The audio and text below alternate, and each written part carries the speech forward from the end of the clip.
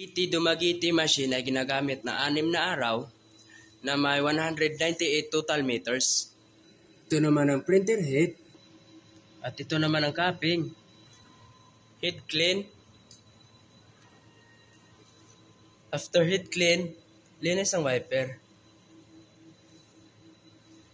After head clean, nozzle check.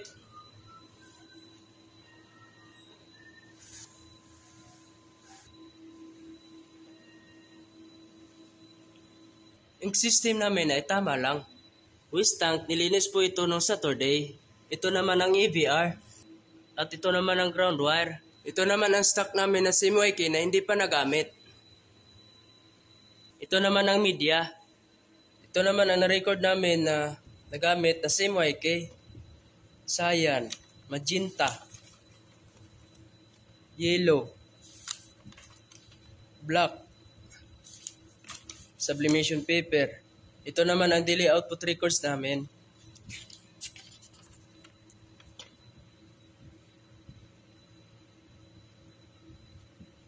Ito naman ang aming printer daily checklist.